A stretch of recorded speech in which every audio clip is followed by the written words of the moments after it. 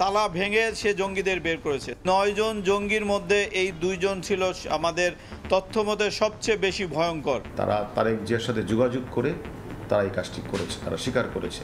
ঘোষণা দিয়ে কার বাড়িতে পুলিশ আছে সেই পুলিশের বাড়ি নির্ধারণ করে সেখানে অ্যাটাক করার আমরা দৃশ্য দেখেছি। সবাইকে চিহ্নিত করে তাদেরকে আইনের সম্মুখে আইন অনুযায়ী তাদের বিচার অবশ্যই হবে। জনগণের দৃষ্টি ভিন্ন দিকে নিতেই সরকারের বিরুদ্ধে বিএনপিকে জড়িয়ে মিথ্যাচারের অভিযোগ। আন্দোলনের সঙ্গে থাকা আর নাশকতায় মদত দেওয়া কি এক জিনিস নাকি? বিএনপির 40 বছর ইতিহাসে নাই যে বিএনপি কোনো রাষ্ট্রীয় স্থাপনার উপর আক্রমণ করেছে। দেখছিলেন প্রধান শিরোনাম। রাত 11টার সময় সঙ্গে আছি আমি গোলাম রাব্বি। এবার অন্যান্য শীর্ষ সংবাদ। অবস্থান নেয় ঢাকায়, বললেন প্রধানমন্ত্রী। জনগণকে সন্ত্রাসবাদের বিরুদ্ধে রুখে দাঁড়ানোর আহ্বান। 49 দেশের প্রতিনিধিকে ঢাকার ধ্বংসলীলা ঘুরে দেখালেন পররাষ্ট্রমন্ত্রী। স্তম্ভিত বিদেশি কূটনীতিকরা, সরকারের পাশে থাকার আশ্বাস। প্রচুর ভোগান্তি হচ্ছে, কারণ মেট্রো রেলে যে আমাদের টাইমের যে একটা টাইম মেনটেন হতো সেটা তো এখন হচ্ছে না। আমাদের যাতায়াতে অনেক অসুবিধা হইতেছে, অফিস ঠিক টাইমে করতে পারতেছি না। মেট্রো রেল এক্সপ্রেসওয়ে বন্ধে তীব্র যানজট, ভয় আর আতঙ্ক কাটিয়েছে না রূপে ঢাকা। খুলল অফিস আদালত, বাসা বাড়িতে সচল ব্রডব্যান্ড ইন্টারনেট। বিচার ঠেকাতে উচ্চ আদালতে আইনি লড়াইয়ে হারলেন ডক্টর ইউনূস। দুর্নীতির প্রাথমিক প্রমাণ মেলায় টেকেনি আবেদন, 1 বছরের মধ্যে মামলা নিষ্পত্তির নির্দেশ।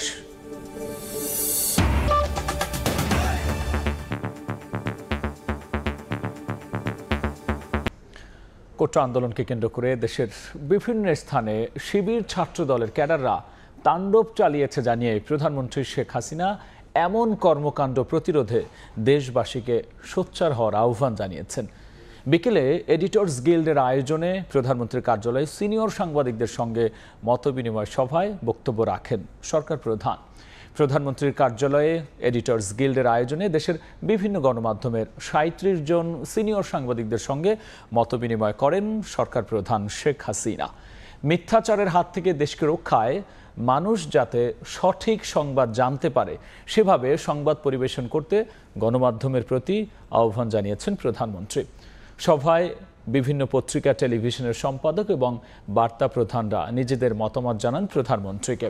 শেখ হাসিনা বলেছেন, দেশের মানুষের কষ্ট লাঘবে যা যা করণীয় তিনি করবেন। এই যে লোক চলে আসা, এরা ঢাকা ঠিক বাইরের পেরিফেরিতে থেকে ওই এক জায়গা থেকে যারা যেদিক থেকে আসছে, এবং সমস্ত বাংলাদেশ থেকে এই শিবির, জামাত এরা কিন্তু ঢুকে আসছে, সাথে সাথে ছাত্র দলেরও ক্যাডাররা কিন্তু সক্রিয় ছিল। তখনও কোনো লাশ পড়ে নাই, কিন্তু স্টেট ডিপার্টমেন্টের বক্তব্য এসে গেল যে 2টি লাশ পড়েছে।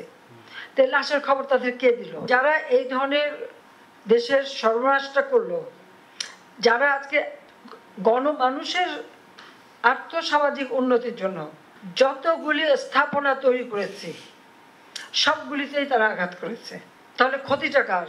নিশ্চয়ই জনগণের। এখানে তো জনগণকেই রুখে দাঁড়াতে হবে। আবার কতগুলি রক্ত ঝরলো, যেটা কখনো আমার কাম্য ছিল না। হ্যাঁ, এখন ডিজিটাল বাংলাদেশ করেছি, তার সুফলও মানুষ পেয়েছে, কুফলও মানুষ পেল।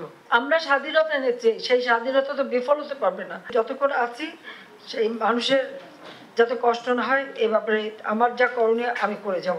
তাতে যে কে গালি দিল আর কে সুনাম করলো ওটা নিয়ে চিন্তা করি না।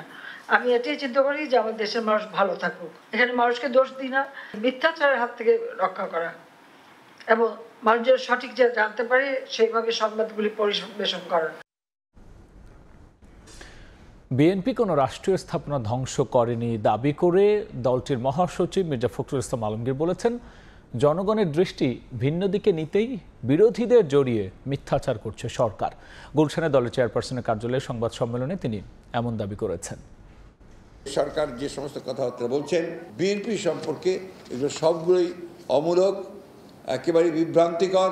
আন্দোলনের সঙ্গে থাকা আর নাশকতায় মদত দেওয়া কি এক জিনিস নাকি? নাশকতায় মদত তো দিচ্ছেন তারা। বিএনপির 40 বছর ইতিহাসে নাই যে বিএনপি কোনো রাষ্ট্রীয় স্থাপনার উপর আক্রমণ করেছে। এই যে শত শত প্রাণ চলে গেল, সেই ব্যাপারে কিন্তু তারা কোনো কথা বলছে না। সাময়িকভাবে তারা সেটাকে থামিয়ে দিতে পারে, কিন্তু এটা যদি রাজনৈতিক সমাধান না করে তাহলে কিন্তু এটা কখনোই সেই সমাধান হবে না। রাত 11টার সময় আরও থাকছে। কারফিউতে পুরো দমে সচল চট্টগ্রাম শাহ আমানত বিমানবন্দর। 5 দিন ওঠানামা করেছে 145টি ফ্লাইট, যাত্রী আসা যাওয়া 7,000-এরও বেশি। ভয় আর আতঙ্কের পরিবেশ কাটিয়ে স্বরূপে ফিরেছে রাজধানী ঢাকা। কারফিউ শিথিল আর নির্দিষ্ট সময়ের জন্য অফিস খোলায় সড়কে বাড়ে কর্মজীবী মানুষ আর যানবাহনের চাপ। রাশেদ বাপুর রিপোর্ট।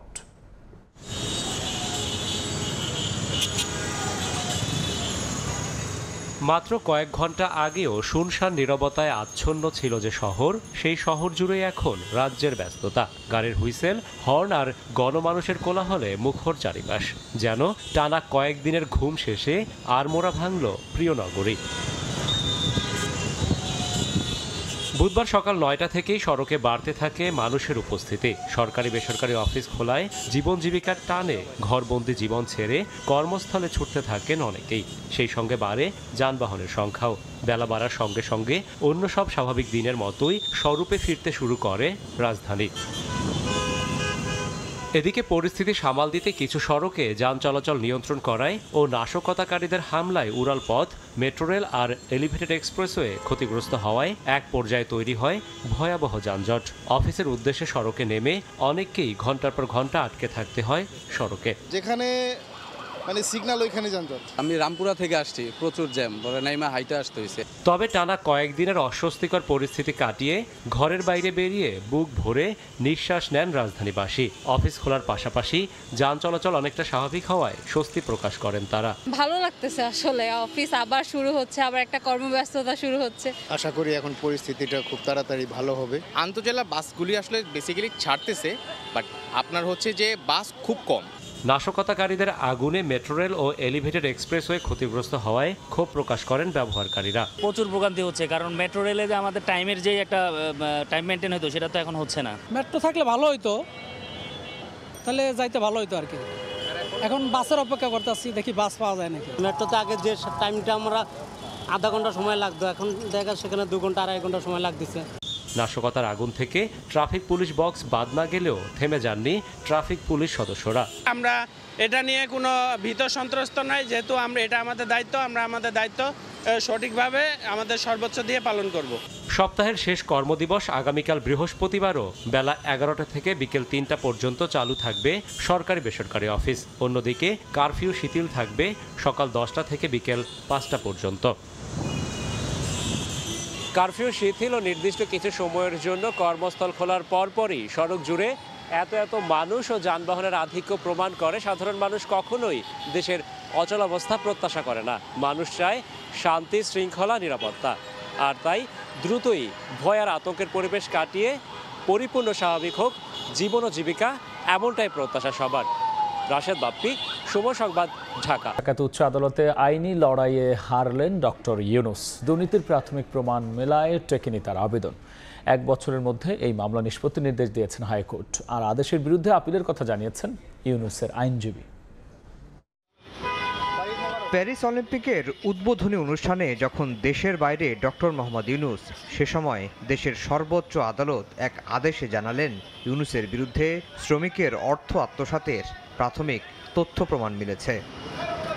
বুধবার দুর্নীতির মামলার বিচার চলবে কিনা আদেশের দিন ধার্য ছিল। 2 ঘন্টারও বেশি সময় শুনানিতে তার আইনজীবী ঘুরে ফিরে একই কথা বলেন। এই মামলার নেপথ্যে কলকাঠি নেড়েছে কেউ একজন, ছেড়ে কথা বলেননি দুদকও।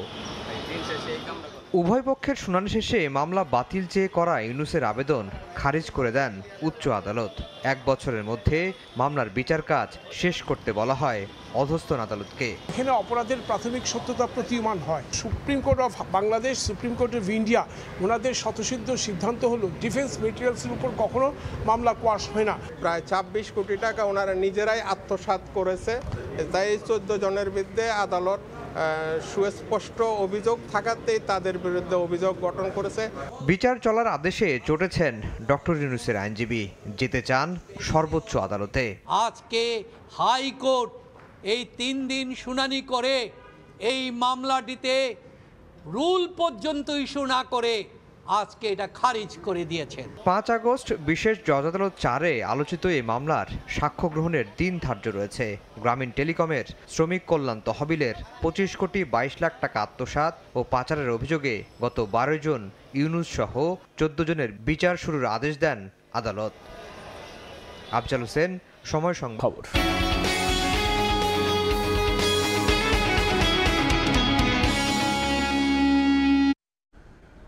কারফিউতে কঠোর নিরাপত্তায় পুরোদমে সচল চট্টগ্রাম শাহ আমানত বিমানবন্দর।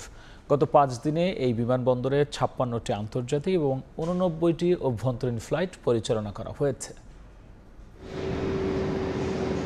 কোটা আন্দোলনকে কেন্দ্র করে 1 সপ্তাহের বেশি সময় ধরে সংঘাত এবং কারফিউতেও পুরোদমে সচল রয়েছে বাংলাদেশের দ্বিতীয় বৃহত্তম বিমানবন্দর চট্টগ্রাম শাহ আমানত বিমানবন্দরে। এই বিমানবন্দরে বিমান বাহিনীর নিরাপত্তা জোরদার করায় যথাসময় যাত্রীরা যেমন এসে পৌঁছতে পেরেছে, ঠিক তেমনি প্রতিটি বিমান উড্ডয়ন করেছে এবং নামতেও পেরেছে। বিমান বাহিনীর পক্ষ থেকে জানানো হয়েছিল, ঘটনার সূত্রপাত হওয়ার পর থেকেই বিমান বাহিনীর বিশেষ টিম পুরো বিমানবন্দর এবং আশপাশের এলাকা কর্ডন করে রাখে। বিমান পরিচালনা অপারেশনাল কার্যক্রমে কোনো ধরনের বিঘ্ন বা বাধার সৃষ্টি না হয় সেটা এনশিওর করা।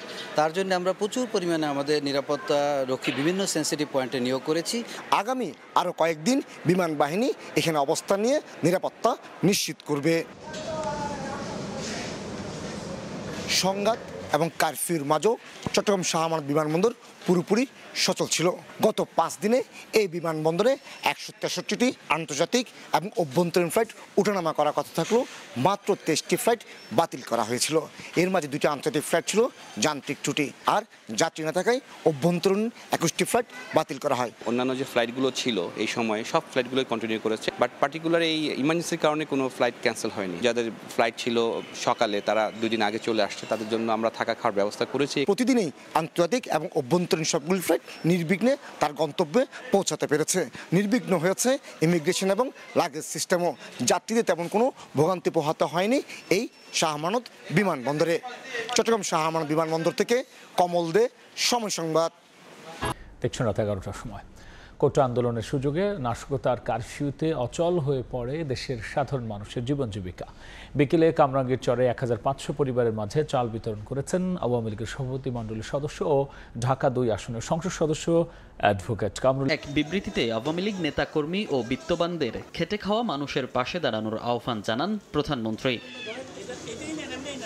এরই অংশ হিসেবে বুধবার বিকেলে কামরাঙ্গীরচর হাসপাতাল মাঠে প্রায় 1500 পরিবারের মাঝে খাদ্য বিতরণ করেন আওয়ামী লীগের সভাপতি মণ্ডলীর সদস্য ও ঢাকা 2 আসনের সংসদ সদস্য অ্যাডভোকেট কামরুল ইসলাম এমপি। এ সময় তিনি বলেন, ছাত্রদের আন্দোলনের উপর ভর করে বিএনপি জামাত দেশব্যাপী তাণ্ডব চালিয়েছে। নির্মমভাবে পুলিশকে হত্যা করেছে, ছাত্রকে 6 তলা থেকে নিচে ফেলে দিয়েছে, নরসিংদী জেলখানায় আক্রমণ করেছে এই সন্ত্রাসী গ্রুপ। সমস্ত জায়গায় যে সমস্ত তাণ্ডব চলছে, বাংলাদেশের টেলিভিশনের কেন্দ্রে হামলা চালিয়েছে।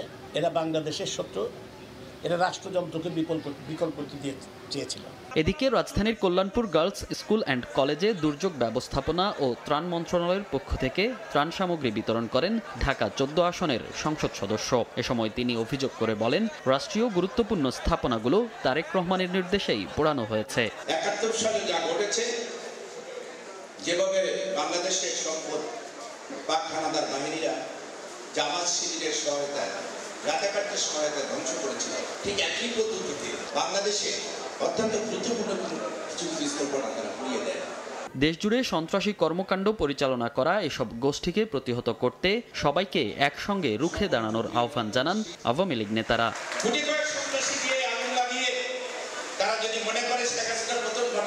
মনির হোসাইন, সময় সংবাদ, ঢাকা।